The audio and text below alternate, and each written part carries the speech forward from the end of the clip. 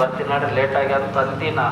ಆದರೂ ಅವರು 3 ಮಠಗಳ ಕಾರ್ಯಕ್ರಮದಲ್ಲಿ ಬಂದು ನಿಮ್ಮೆಲ್ಲರಿಗೂ ಆಶೀರ್ವದಿಸಿ ನಮ್ಮ ಪ್ರತಿ ಹೆಜ್ಜೆಯಲ್ಲಿ ಸಣ್ಣವ್ರು ಹಾಕಿವಿ, ಅವ್ರಿಗಿಂತ ಸಣ್ಣವ್ರ. ಮತ್ತೆ ಸಣ್ಣವ್ರು ಭಾಳ ಜನ ನಾನು ಹಂಗೆ ಅನ್ಕೊಂತಾರ, ಇನ್ನ ಸಣ್ಣವ್ರು ಅದಾರ, ಇನ್ನ ಸಣ್ಣವ್ರು ಅದಾರ.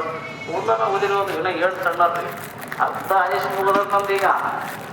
ನೀವು ಅನ್ಕೊಂಡಿರಿ ಯಾರೇ ಇನ್ನ ಸಣ್ಣವ್ರೇನಿಲ್ಲ, ಅವ್ರಿಗಿಂತ ಸಣ್ಣವರು. ಬಸವಣ್ಣ ಬರೀತಿದಾಗೆಲ್ಲ ಹೇಳಿದ್ದಲ್ಲ, ನನಗಿಂತ ಕಿರಿಯರಿಲ್ಲ. ಬಸವಣ್ಣ ಸಣ್ಣ ಇದೆ, ಆದರೂ ಭಾವದೊಳಗೆ ಸಣ್ಣವರು.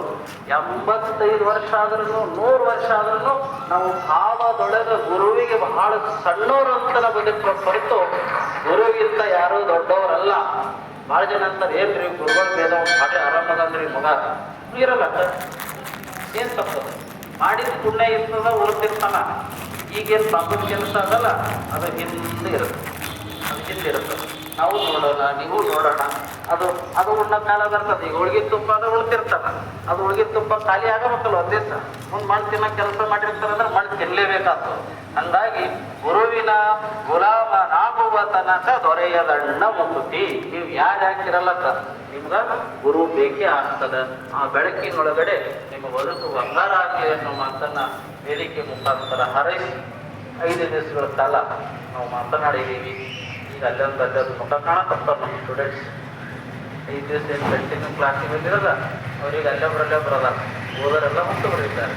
ಹಾಗಾಗಿ ಪೂಜ್ಯರು ಏನು ಅಪ್ಪಣೆಯನ್ನು ಕೊಡ್ತಿದ್ರು ಅದನ್ನು ನಾವು ಇಲ್ಲಿ ಪ್ರಚುರಪಡಿಸಿದ್ವಿ ಹೊರತು ಅದರೊಳಗೆ ನಮ್ಮದೇನಿಲ್ಲ.